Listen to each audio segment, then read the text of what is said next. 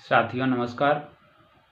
आज हम आप सबों के बीच एक ऐसा टॉपिक लेकर चर्चा करने वाले हैं जिसे या तो कंपटीशन में जाएं या वर्ग 6 के बाद 6 के पहले भी 3 से 3 टू जो भी क्लास में आप जाएं, इसकी इम्पोर्टेंस बहुत ज़्यादा है। यह काफ़ी इम्पोर्टेंट है, जिस लिहाज से हमें इस टॉपिक को जानना बिल्कुल आवश्यक है। तो जैसा कि हम कोई भी कार्य करते हैं, उस कार्य को करने के लिए हम ये ढूंढते हैं, कॉज ढूंढते हैं कि किस कारण से वो कार्य हम करें। जैसे अगर हमें भूख लगी हो तो हम खाना खाते हैं, वरना नहीं खाते। इसी तरह से कोई भी कार्य अगर हम करते हैं तो उसमें कॉज ढूंढते हैं। तो ये जो नंबर सिस्टम है, पढ़ा क्यों गया, इसकी भी अगर महत्ता पता लगे आपको कि नहीं यह आवश्यक है, तब हम इसमें इंटरेस्ट जगाएंगे, इसमें रुचि लेंगे। तो आप थोड़ा इमेजिन कीजिए उस वक्त को जिस वक्त लोग ये नहीं जानता था, बिल्कुल काउंटिंग नंबर या नंबर से ही परिचित नहीं था। उस वक्त लोग अपने जीवन खाना बदोश जिंदगी के रूप में जीते थे, इधर उधर घूम करके जीते थे, अपना जानवर पालते।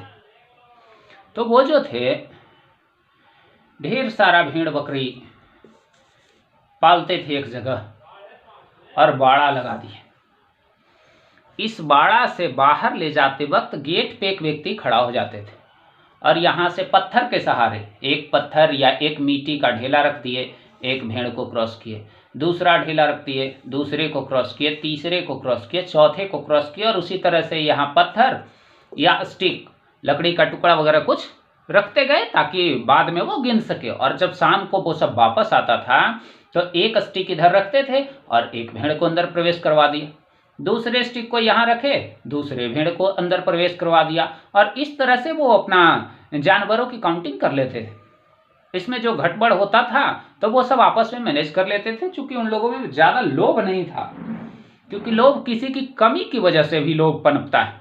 जमीन का कमी हुआ तो जमीन का लोभ, तो उस वक्त ऐसा कुछ नहीं था, तो वो लोगों में लोभ नहीं था, तो अपना अगर एक्स्ट्रा भी हुआ तो दे देते थे, या किसी का घट गया तो खुद शेयर कर लेते।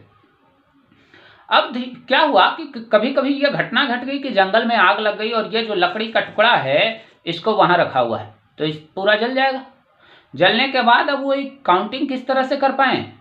मिट्टी का अगर ढेला है तो बारिश आ गई, इस वजह से ये खराब अगर हो जाए तो फिर काउंटिंग हो कैसे। तो इस तरह से हर वक्त चूंकि पढ़े लिखे लोग होते हैं, तो उस जमाने में भी पढ़े लिखे लोग थे।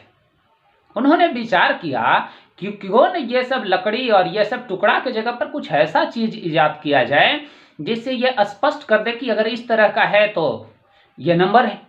तो पहले बहुत सारा आया था, पिक्चर आया, एक पिक्चर इस तरह से है तो उसको 1 मान लो, इसको 2 मान लो। धीरे धीरे उसी में मॉडिफाई होते होते लास्ट में यही जो हमारा आया है 0 से 9 तक के अंक से बनी हुई संख्या है। 0 से 9 तक के जो अंक हैं इन्हीं से संख्या बनने लगी। और पहले तो 0 भी नहीं था, पहले सिर्फ 1 से, इसका हम बाद में यूज करेंगे। फिर 1 से लेके लास्ट तक संख्या बनने लगा। तो चूंकि शुरुआत में लोग 1 2 3 4 ये सब गिनने में यूज करते थे, जो उनके पास था, भेड़ बकरी था भेड़ बकरी गिनते थे, पेड़ पौधा था वो गिनते थे, तो इसका यूज गिनने में करते थे।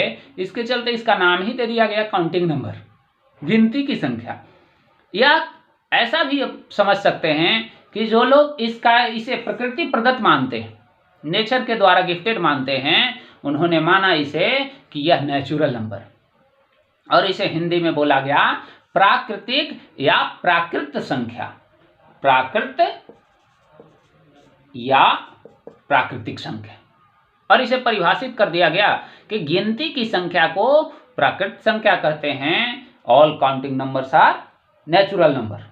जितना भी यह नंबर जिसका यूज हम गिनने में करते हैं, गिनती की जो संख्या है वो सारा नेचुरल है, वो सारा प्राकृत है।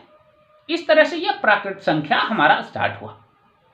और इसमें अगर किन्हीं को लिखने में कहीं दिक्कत होगा तो बीच में, चूंकि हमारे पास ये पेज छोटा है तो आवाज मेरा बीच बीच में रोक करके आप लिख लेंगे, साउंड में सब क्लियर कर देते हैं। तो ये इसकी एग्जाम्पल की ओर हम सब चलते हैं। तो ये 1 2 3 4 एंड सो ऑन।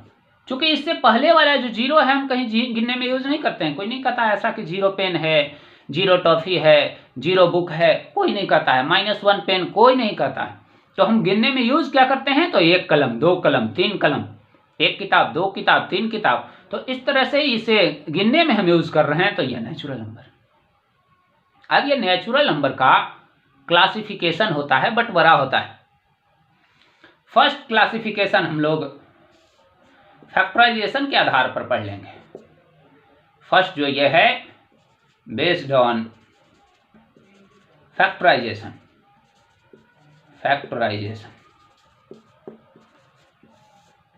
यानी इनके गुणनखंड के आधार पर इनका क्लासिफिकेशन, भेद। 2 तरह का यह हो गया प्राइम नंबर, इसे हिंदी में हम अभाज्य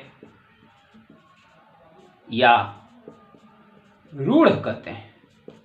अभाज्य या रूढ़। और सेकंड जो है कंपोजिट नंबर। कंपोजिट नंबर, इसे हम सब भाज्य या यौगिक, भाज्य या यौगिक संख्या कहते हैं। यानी फैक्टराइजेशन गुणनखंड के आधार पे हम प्राकृत संख्या को 2 भाग में बांट देते हैं। फर्स्ट प्राइम नंबर, अभाज्य या रूढ़ कहते हैं। सेकंड कंपोजिट नंबर, इसे भाज्य या यौगिक संख्या कहते हैं। अब हम सब इसे बारी बारी से समझते हैं कि प्राइम नंबर क्या है और कंपोजिट नंबर क्या है।